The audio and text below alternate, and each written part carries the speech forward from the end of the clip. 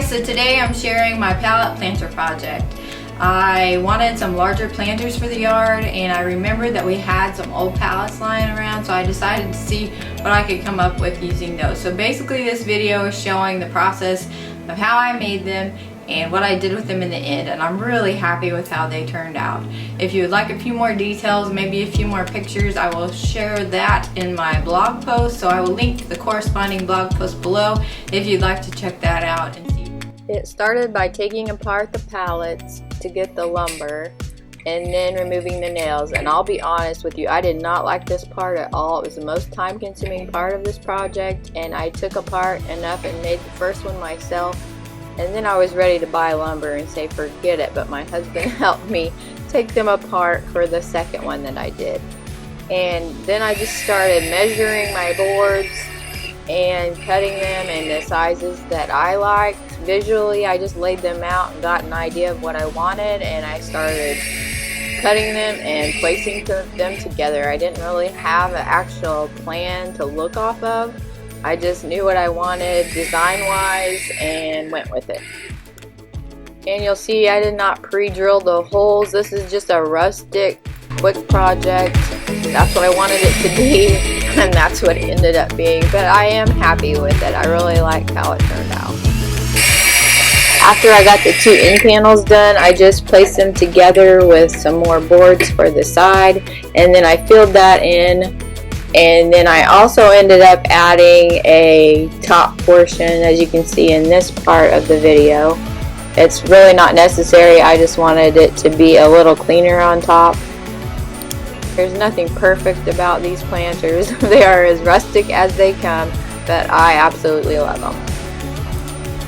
And here I'm just lining the planters with landscape fabric before I add my soil.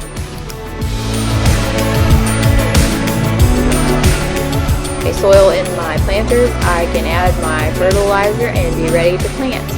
I always use biotone starter fertilizer. I pretty much use that with anything that I plant. And then I also decided to go ahead and use some slow release fertilizer as well.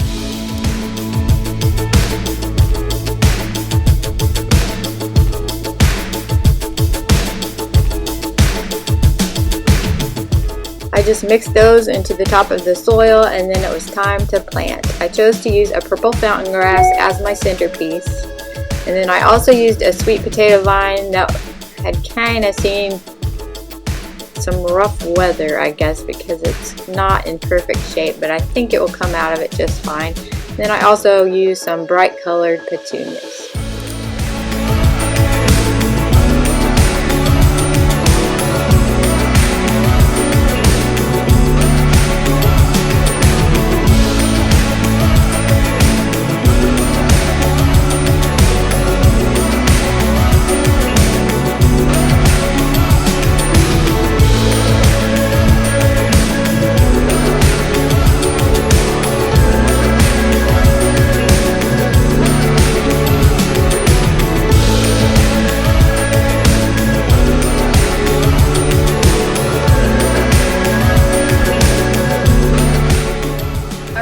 How they turned out, and I'm glad that I eventually chose to paint them white.